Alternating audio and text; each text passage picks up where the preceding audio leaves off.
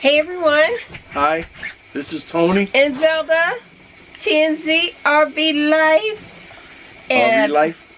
we're kind of hanging out here together, having a bunch of fun, drinking our tea. What you hear down here, the misty thing, this is, the RV gets very dry, and this is what we have. Don't tilt it. I won't tilt it.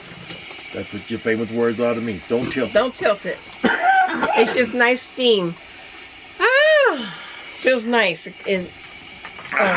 Yeah, it puts moisture in. And if you're interested, I will drop the link in the video. This is just called the steam inhaler. Very nice. Fast 6 to 9 minute therapy, and it works. Okay, so topic of the day. This is the topic of the day. See, I get bored. I look at too much news. And I look at all these middle-aged parents. Middle-aged. I'm going to say middle-aged because I'm old. They're younger than I am. Because if they was my age, they would do more talking instead of running up in the attic hiding from your kids. Now, God bless me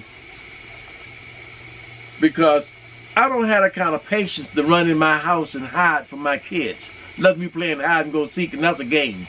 Correct. Not running because you're getting on my nerve. Yes. You get on my nerve, I have to talk to you.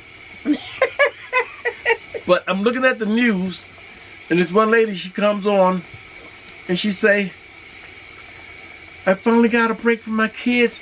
I'm hiding in the attic. I'm like, what the hell? I mean, what the heck? Hiding in your attic from your kid. What do you got, monsters? You send those kids to somebody else to raise. Let me calm down. You send those kids to somebody else to raise. Yeah.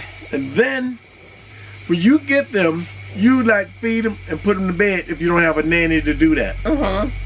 But if it takes a virus or some sickness or something tragic as this right now for you to raise your kids and be a parent, you get everything you deserve. You deserve everything you get. And you know what? The deserving part, it doesn't have to be a bad deserving. It could be a good deserving too. Because the kids need their parents. It takes parents to deal with children. Especially the bad kids. They have to talk to them sometime. Yes. But I have 9 kids. And I've never had to go in the attic or go outside and take a break because they were so mischievous. Never.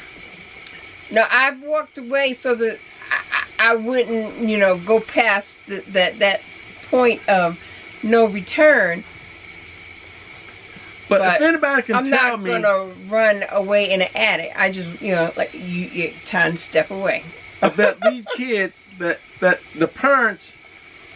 Like I said, I'm in a different age frame, and if anybody can tell me what happened from 45 to now, 60 some, what happened to parents being a parent and so scared of their kids they got to go and hide from little kids in kindergarten, 1st grade, 5th grade.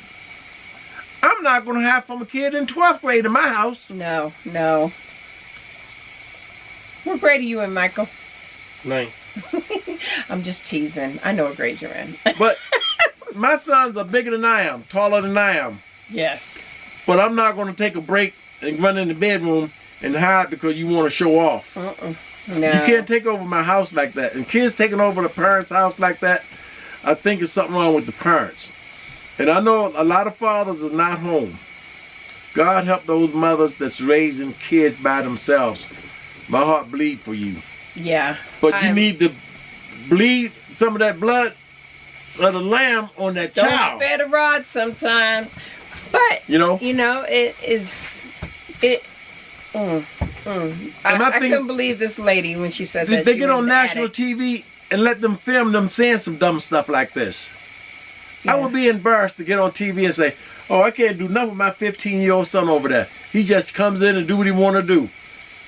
You know what he did? And I know he thinks it was just nothing, but it was very it was great for me.